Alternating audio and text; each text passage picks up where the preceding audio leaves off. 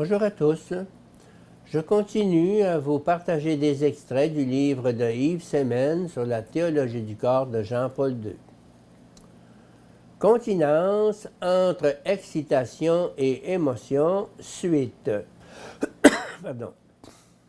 Les dons de l'Esprit Saint, et en particulier le don du respect de ce qui est sacré, semblent avoir ici une importance fondamentale.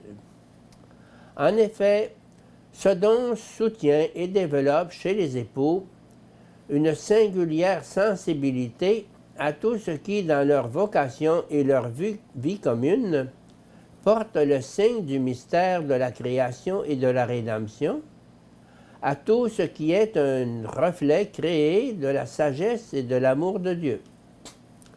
C'est pourquoi ce don semble initier l'homme et la femme de manière particulièrement profonde au respect des deux significations inséparables de l'acte conjugal dont parle l'encyclique Humanae Vitae 12 en relation au sacrement de mariage. Le respect des deux significations de l'acte conjugal ne peut se développer pleinement que sur la base d'une référence profonde à la dignité personnelle de ce qui, dans la personne humaine, est intrinsèque à la masculinité et à la féminité, et de manière indissociable en référence à la dignité personnelle de la nouvelle vie qui peut surgir de l'union conjugale de l'homme et de la femme. Le don du respect pour ce qui a été créé par Dieu s'exprime précisément dans cette référence. Le respect de la double signification de l'acte conjugal dans le mariage, qui naît du don du respect pour la création de Dieu, se manifeste également comme crainte salvatrice, crainte de briser ou de dégrader ce qui porte en soi le signe du mystère divin de la création et de la rédemption. C'est précisément de cette crainte que parle l'auteur de l'Épître aux Éphésiens. Soyez soumis les uns aux autres dans la crainte du Christ. Éphésiens 5, 21.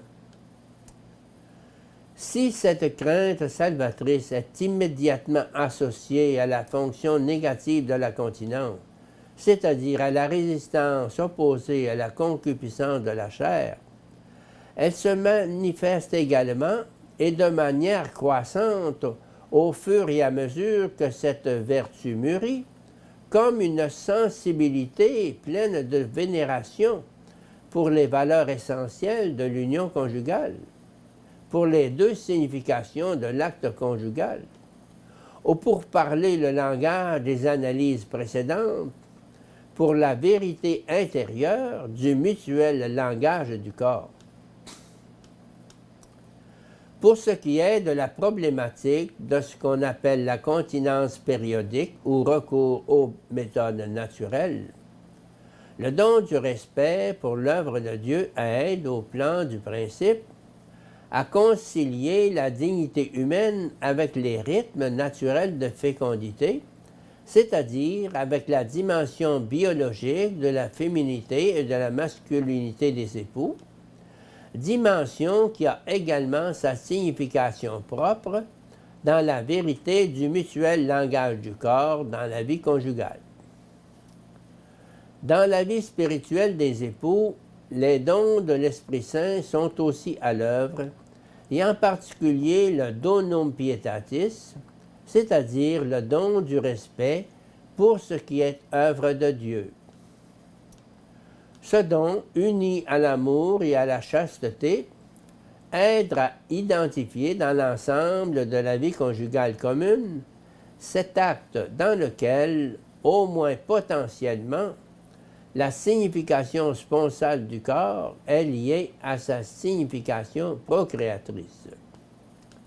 Cela conduit à comprendre, parmi les possibles manifestations d'affection, la signification singulière et même exceptionnelle de cet acte, sa dignité et la grave responsabilité qui s'y attache par conséquent.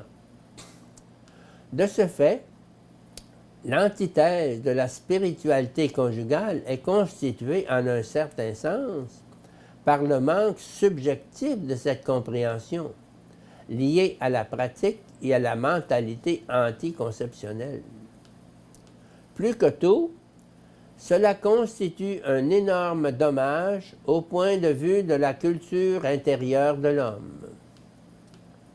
La vertu de chasteté conjugale, et plus encore le don du respect pour ce qui vient de Dieu, modèle la spiritualité des époux afin de protéger la particulière dignité de cet acte, de cette manifestation d'affection, dans laquelle la vérité du langage du corps ne peut être exprimée qu'en sauvegardant la potentialité procréatrice.